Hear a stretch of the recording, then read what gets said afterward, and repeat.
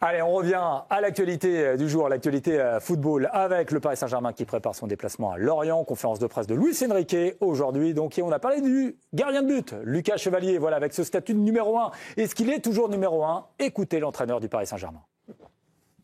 C'est qu'aujourd'hui c'est positif, demain c'est négatif. C'est que ton performance aujourd'hui c'est OK, demain on va voir.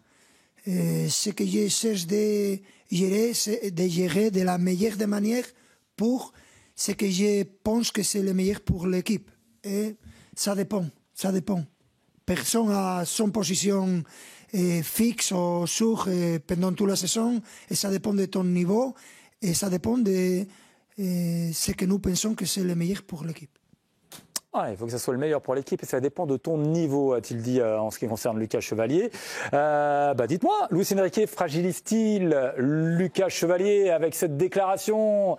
Un petit peu nous dit Camille, oui nous dit Vikash, non nous dit Anthony. C'est non également ici, c'est non ici, c'est oui pour Jérémy. C'est partagé entre les non et les oui. Donc, Ambre, vous, c'est un non franc avec un point d'exclamation.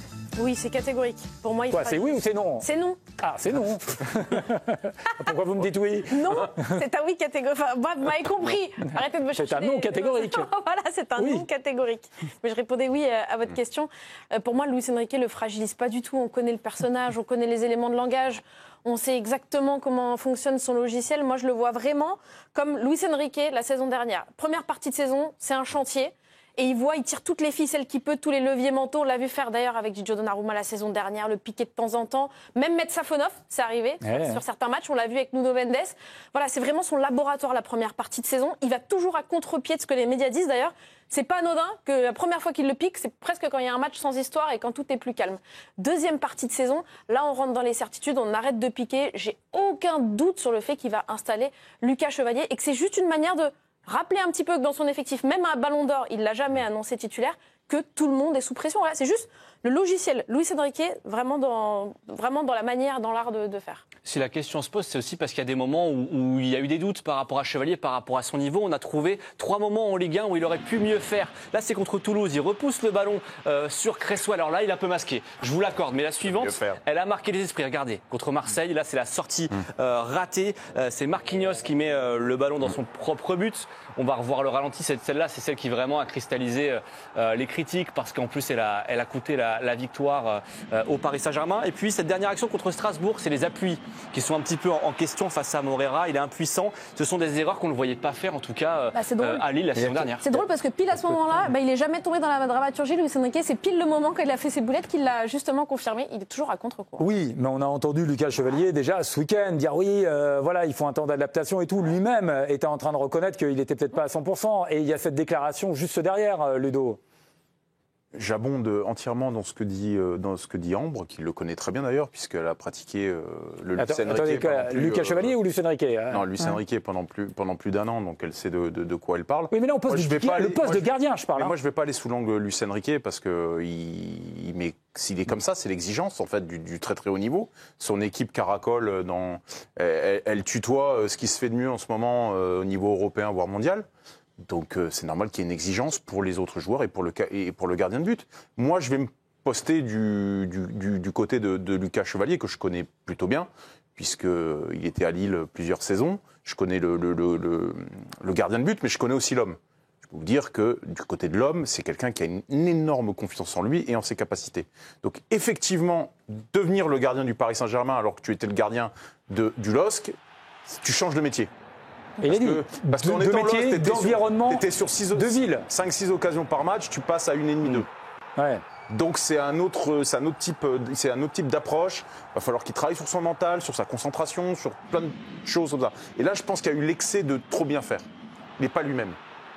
Mais j'ai l'impression que ça va rentrer dans l'ordre. Et en tout cas, moi, j'ai zéro doute sur le fait que Lucas Chevalier va s'imposer comme gardien du Paris Saint-Germain.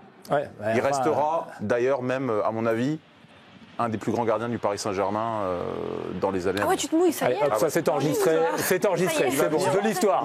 Il va venir chatouiller Bernard Lama, je vous le dis. Voilà, Bernard Lama, hop, dehors, c'est oublié, c'est Lucas Chevalier.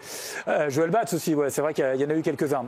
Vikash, je voudrais vous entendre là-dessus un petit peu, parce que vous m'avez dit, oui, ça le fragilise, la déclaration de Luis Enrique aujourd'hui. Moi, je pense que le poste de gardien de but est différent. Il faut installer une hiérarchie, il faut la tenir le plus longtemps possible, soutenir son entraîneur, quitte à changer à un moment, mais quand on change pour que... c'est plus ou moins définitif d'une certaine manière.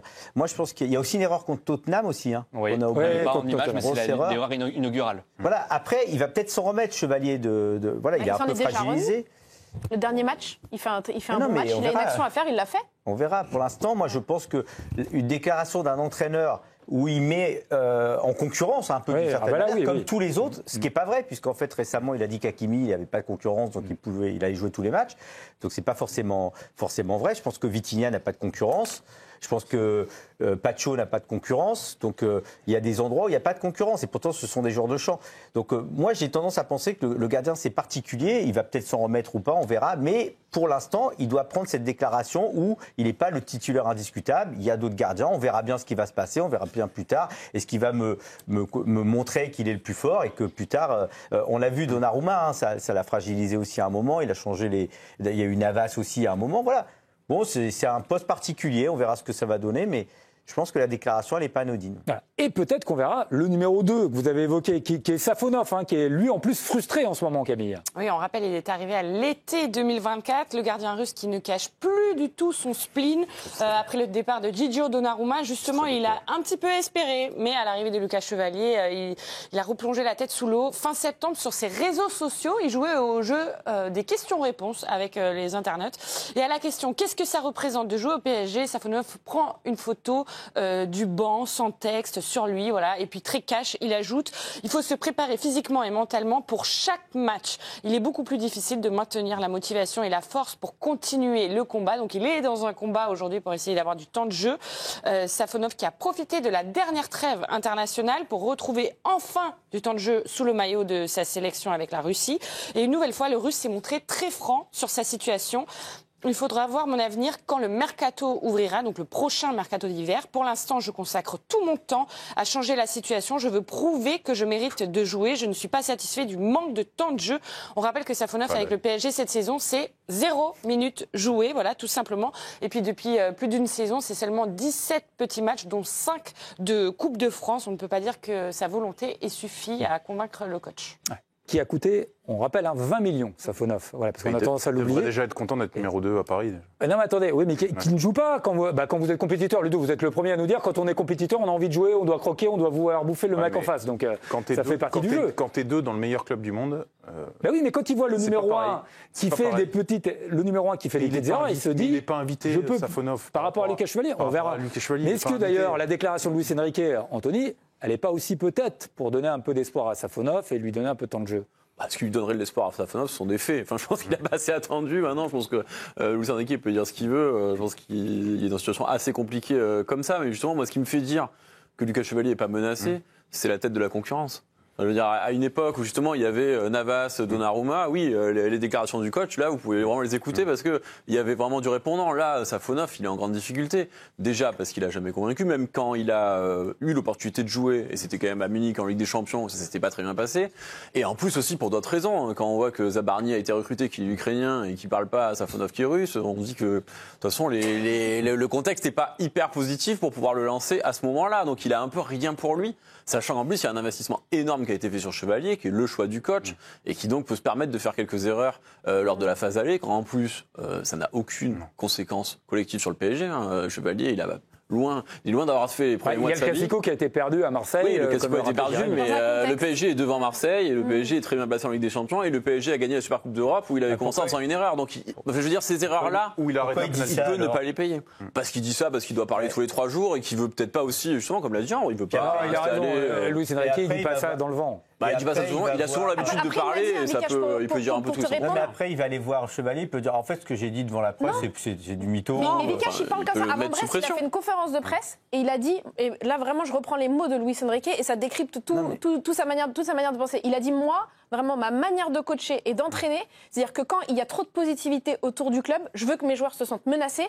Et quand il y a trop de négativité, je veux que mes joueurs se sentent en confiance. Il va toujours à contre-pied de l'environnement. Toujours. Et il n'a jamais enfoncé Lucas Chevalier quand il était en difficulté et qu'il a fait ses boulettes. Jamais. Il a attendu le moment de calme pour le faire. Ouais, enfin, calme, ça vient juste d'arriver. Puis il faut rester calme aussi, quoi. Enfin, je veux dire, il n'a pas non plus dit qu'il allait le sortir à la prochaine erreur, quoi. Oui. Ça reste quand même très relatif. Voilà, c'est tout. Sur Safonov, en plus, quand on fait appel à lui, il n'a pas toujours répondu présent. On a le souvenir de ce match face au Bayern Munich. Il a 2 matchs en Ligue des Champions. On parle des matchs qui comptent vraiment au Paris Saint-Germain. C'était une défaite et notamment, il a vu la note moyenne de l'équipe 4 sur les 2 matchs et notamment une mauvaise note face au Bayern parce qu'il avait été fautif. Et ce qui choque aussi sur Lucas Chevalier, c'est quand on regarde ses notes l'équipe cette saison, c'est le décalage avec la saison dernière. Il est 13e gardien au classement des notes l'équipe cette saison, 5,11, alors que l'an dernier, c'était tout simplement le meilleur gardien de Ligue 1 aux notes. Il avait 5,74. Il y a un vrai décalage en fait par rapport à ce qu'il montre cette saison et la saison dernière.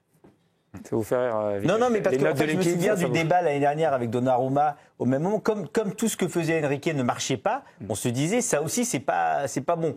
Et puis comme maintenant tout a marché, on peut se dire que maintenant il peut déjà fragiliser un gardien. Mais comme tout marche, ça va marcher aussi pour Chevalier. Et puis à un moment donné, il aura le meilleur gardien du monde.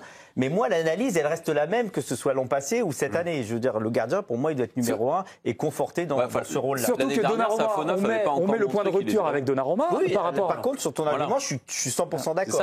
Mais Donnarumma, c'est pas le fait que Luis Enrique l'ait piqué. On a toujours dit que c'était sa blessure à Monaco qui avait transformé Donnarumma. Il ne faut pas non plus affubler Luis Enrique de tous les mérites de la terre, évidemment. Si Donnarumma il a fait des parades en Ligue des Champions, c'était aussi avant tout grâce à lui. Je veux dire, c'est pas Luis Enrique qui a fait les parades. Est-ce qu'on va avoir Safonov d'après vous? Est-ce que Safonov va avoir du temps de jeu d'après vous? De France en janvier, s'il n'est pas parti. Pas avant. Non. Vikash, mais vous rigolez. Vous pensez qu'on va avoir un petit coup de Safonov à un moment donné? Non, pas. Moi, je pense que Vikash, il a raison. Je pense que c'est un vrai objectif pour Luis Enrique de se donner des objectifs comme ça dingues. Et il doit le voir comme un objectif de dire vous allez voir à tout le monde que j'ai raison. Vous allez voir pourquoi j'ai pris Lucas Chevalier. Vous allez voir à quel point moi je suis capable de faire progresser. C'est pas non plus le challenge du siècle aussi. Lucas Chevalier, il était très fort. Oui, voilà. Non, mais on peut ça ne sera jamais la créature de Luis Enrique non plus. Il a gagné Luis Enrique. Mais il nous montre à chaque fois qu'il a raison. C'est pas grave. Ambre, vous nous parlez de Luis Enrique, mais mettons-nous à la place de Lucas Chevalier. Il l'a dit d'ailleurs l'autre jour. Il a raison. Il dit c'est un nouveau job, c'est une nouvelle vie, c'est des nouvelles consignes, c'est une adaptation globale. Pour l'instant la pression. Comment il va? Vous êtes sûr qu'il va parce que c'est un autre métier, c'est vrai. C'est un autre métier. Donc justement, et là en plus il a son coach qui le fragilise. Attendez, c'est différent l'aspect technique, ce qui se passe sur le terrain. C'est-à-dire il y a des boulettes, on apprend un nouveau métier, c'est autre chose avec des nouveaux partenaires, une nouvelle défense. Et il y a l'aspect mental. Et ça, je pense qu'on est personne autour de ce plateau pour le jauger. Et peut-être Ludo dit qu'il l'a connu. Et ça, c'est la manière dont il gère la pression et dont il va rebondir de ces événements. Et ça, c'est complètement différent. Et là, il est en train de le montrer qu'avec le soutien de son coach, de ses coéquipiers aussi, y compris Marquinhos qui avait fait des déclarations à son égard, il est en train de reprendre du poil de la bête. Ça, c'est deux choses différentes, le technique et le mental quand même. Un coach, comme on le dit, il joue sur il teste aussi les capacités de son gardien. Il est en train peut-être de regarder si mentalement il tient la route pour il est en train.